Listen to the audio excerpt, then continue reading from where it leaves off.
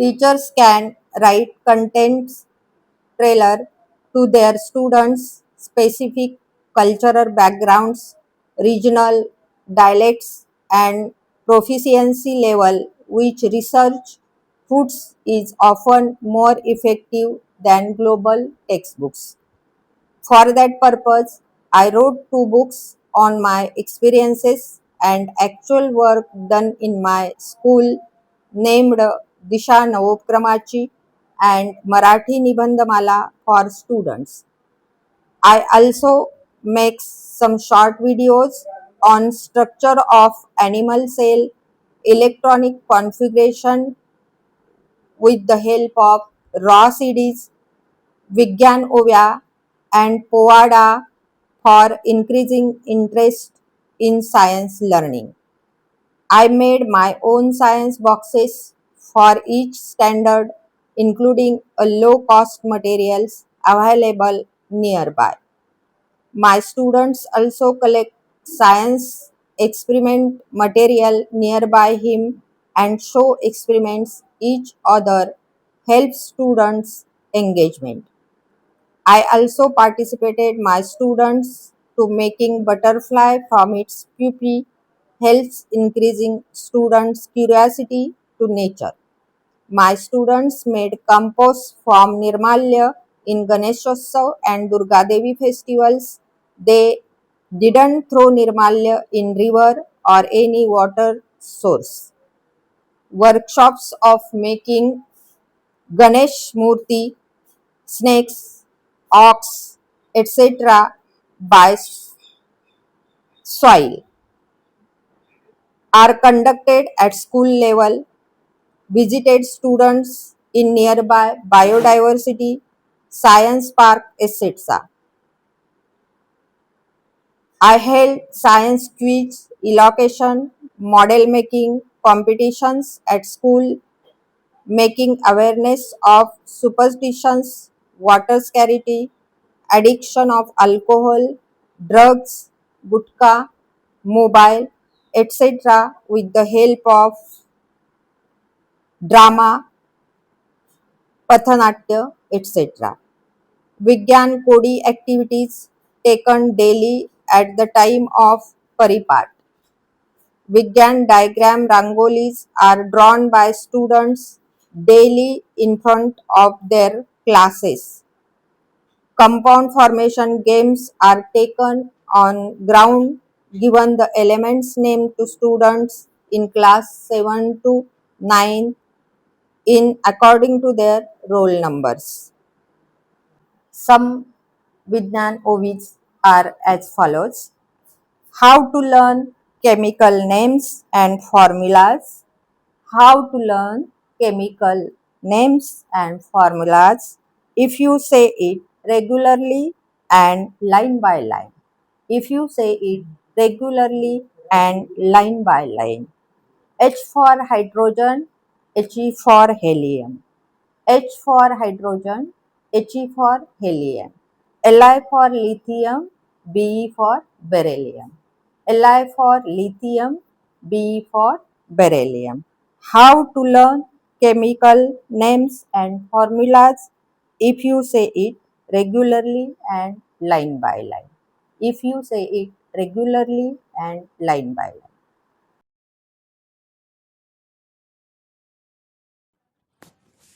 विद्यार्थी मित्रांनो, आज आपण प्राणी पेशीची रचना अंड्याच्या साहाय्याने अभ्यासणार आहोत. त्यासाठी लागणारं साहित्य: एक अंड, एक काचेचा बाऊल, मुरमुरे, शेव, शेंगदाणे, काळे मनुके, साधे मनुके, काजू आणि जाड शेव. मित्रांनो, आता आपण प्रत्यक्ष कृतीच करूया. हे अंड तुम्ही पाहत आहात. तर या अंड्याचा हा जो निमुळता भाग आहे तो फोडायला घ्यायचा नाही, तर त्याच्या पाठचा जो गोलाकार भाग आहे तो थोडासा आपण फोडायचा आहे. त्यासाठी पेनाने किंवा चमचा असेल तर त्यांनी अगदी बारीकसा याला टच करायचा. थोडंसं त्याला एखादी चीर पडली इथपर्यंतच तो आपण कट करायचा आणि त्यानंतर अलगदपणे त्याचं कवच काढायचा प्रयत्न करायचा.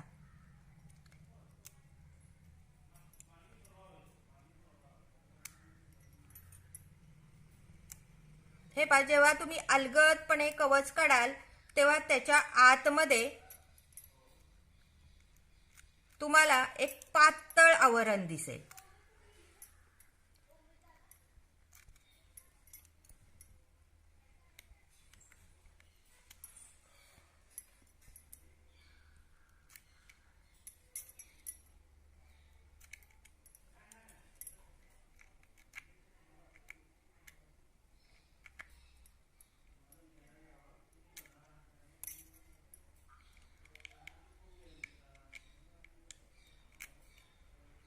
पहा किती नाजूक पातळ आवरण आहे.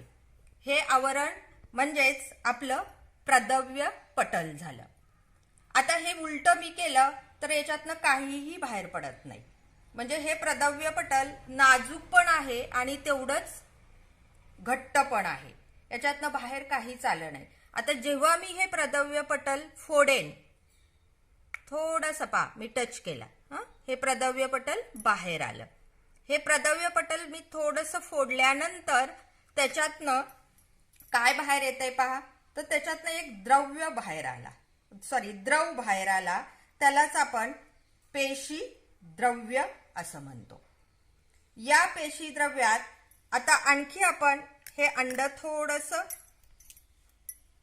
त्याचं कवच फोडूया आणि पूर्ण अंड याच्यामध्ये आपण सावकाशपणे ओतूया. पहा आपल्याला काय बाहेर आलेलं दिसलं, केंद्रक बाहेर आलेला दिसला. म्हणजे इथं आपण प्रदव्य पटल बघितलं, पेशी द्रव्य बघितलं, केंद्रक बघितला. आता आपण जे साहित्य घेतलेलं आहे त्या साहित्यामधून एक एक घटक आपल्याला प्राणीपेशीचा बघायचा आहे. त्याच्यामध्ये पहिलं मी एक काळा मनुका या केंद्रकावर टाकते, त्याला आपण केंद्रकी असं म्हणूया. त्यानंतर केंद्रकाच्या जवळ असणारा भाग म्हणजे आंतरद्रव्य जालिका. या आंतरद्रव्य जालिका शेवेच्या साहाय्याने आपण केंद्रकाच्या जवळ टाकू शकतो. त्याला आपण आंतरद्रव्य जालिका असं म्हणतो. आता या आंतरद्रव्य जालिका दोन प्रकारच्या आहेत. एक खडबडीत आंतरद्रव्य जालिका आणि गुळगुळीत आंतरद्रव्य जालिका. तर ते खडबडीत साठी सुद्धा आपण खडबडीत शेव वापरू शकतो, त्याला खडबडीत आंतरद्रव्य जालिका म्हणायचं. आणि जी प्लेन आहे ती गुळगुळीत आंतरद्रव्य जालिका झाली. त्यानंतर पेशी द्रव्यात तरंगणारे काही घटक आहेत. त्याच्यामध्ये पहिला घटक तंतुकणिका, तो आपण काजूच्या साहाय्याने दाखवणार आहे. आता इथं काजूवर मी तांबडी पूड असते आपली मिरचीची, त्या तांबड्या पूड थोडीशी मी ओली करून लावलेली आहे की जी तंतुकणिकेसारखी दिसते. या तंतुकणिका आपण या पेशी द्रव्यामध्ये टाकूया. हे झालं तंतुकणिका. त्यानंतर लयकारिका असतात. त्या लयकारिका आपण मुरमुऱ्याच्या साहाय्याने दाखवूया. हे मुरमुरे आपण थोडे 3-4 याच्यामध्ये टाकूया. या झाल्या लयकारिका. त्यानंतर गोल्जी पिंड असतं. गोल्जी पिंड हे आपण शेवेच्या साहाय्याने, जाड शेव आपण जी घेतलेली आहे त्याच्या साहाय्यानं गोल्जी पिंड आपण दाखवूया. त्यानंतर रिक्तिका. रिक्तिका या गोलाकार आकाराच्या आणि लहान असतात प्राणीपेशीमध्ये. ते आपण शेंगदाण्याच्या साहाय्याने दाखवूया. म्हणून 1-2 शेंगदाणे फक्त आपण टाकू. या झाल्या रिक्तिका. म्हणजे अशा पद्धतीने आपण प्राणीपेशीची रचना अंड्याच्या साहाय्याने सहज अभ्यासू शकतो. आणि याच्यातला कुठलाही घटक वाया जाणारा किंवा टाकाऊ नाहीये.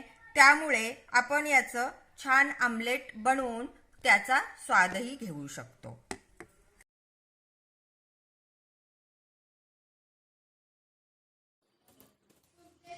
विद्यार्थी मित्रांनो, अणूतील इलेक्ट्रॉन वितरण आपण टाकाऊ सीडी व रंगीत टिकल्यांच्या साहाय्याने पाहूया. त्यासाठी लागणारे साहित्य: जुन्या टाकाऊ सीडी, रंगीत टिकल्या, कागद, डिंक, कात्री व पेन. विद्यार्थी मित्रांनो, आता आपण काही मूलद्रव्यांचे इलेक्ट्रॉन वितरण प्रत्यक्ष कृतीतून पाहूया, पण त्याआधी हे जाणून घेऊया इलेक्ट्रॉन वितरण हे KLMN कक्षांमध्ये होते. पहिली कक्षा K यामध्ये जास्तीत जास्त 2 इलेक्ट्रॉन्स असतात. दुसरी कक्षा L यामध्ये जास्तीत जास्त 8 इलेक्ट्रॉन्स असतात. तिसरी कक्षा M यामध्ये जास्तीत जास्त 18 इलेक्ट्रॉन्स, तर चौथी कक्षा N यामध्ये जास्तीत जास्त 32 इलेक्ट्रॉन्स असतात. व हे काढण्याचे सूत्र 2n वर्ग असे आहे. येथे n म्हणजे कक्षा क्रमांक. उदाहरणार्थ हायड्रोजनचा अणुअंक 1 म्हणून इलेक्ट्रॉनही 1 व त्याची कक्षा K. बेरिलियमचा अणुअंक 4 म्हणून त्याचे इलेक्ट्रॉन वितरण 2-2, म्हणजेच पहिल्या K कक्षेत 2 इलेक्ट्रॉन्स व दुसऱ्या L कक्षेत 2 इलेक्ट्रॉन्स.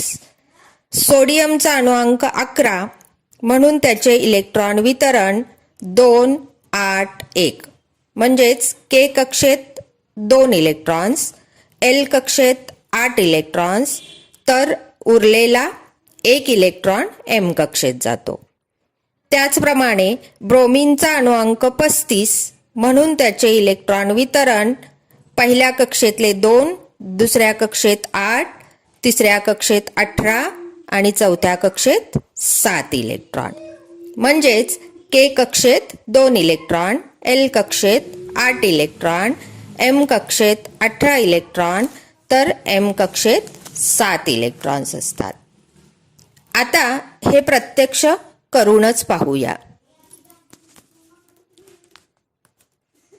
एकच आलं म्हणजे त्याच्या पहिल्या कक्षेमध्ये 1 इलेक्ट्रॉन आला. तो पहिल्या कक्षा म्हणजे K कक्षा इथं दिलाय पहा. ही पहिली कक्षा K कक्षा दाखवली, दुसरी L, तिसरी M कक्षा. मग पहिल्या कक्षेमध्ये आपण त्याचा 1 इलेक्ट्रॉन इथं लावूया, म्हणजे हे झालं हायड्रोजनचं इलेक्ट्रॉन वितरण. आता हायड्रोजनचं हे अणुकेंद्रक आहे. या केंद्रकामध्ये प्रोटॉन आहेत, न्यूट्रॉन आहेत आणि केंद्रकाच्या बाहेर कोण फिरतंय तर इलेक्ट्रॉन फिरतात. मग हे हायड्रोजनचं इलेक्ट्रॉन वितरण. असंच आपण दुसरं इलेक्ट्रॉन वितरण बेरिलियमचं बघूया. आता बेरिलियम त्याचा अणुअंक आहे 4 आणि त्याचं इलेक्ट्रॉन वितरण होईल 2-2, म्हणजे पहिल्या कक्षेमध्ये 2 इलेक्ट्रॉन. ते आपण वेगळ्या रंगाने दाखवूया. हे पहा, हे इथं असं पहिल्या कक्षेमध्ये या लाल रंगाच्या 2 टिकल्या मी चिकटवल्या. त्यानंतर दुसऱ्या कक्षेमध्ये 2 इलेक्ट्रॉन म्हणजे L कक्षेमध्ये 2 इलेक्ट्रॉन, ते सुद्धा त्याच्या समोर चिकटवूया इथं. म्हणजे हे झालं बेरिलियमचं इलेक्ट्रॉन वितरण.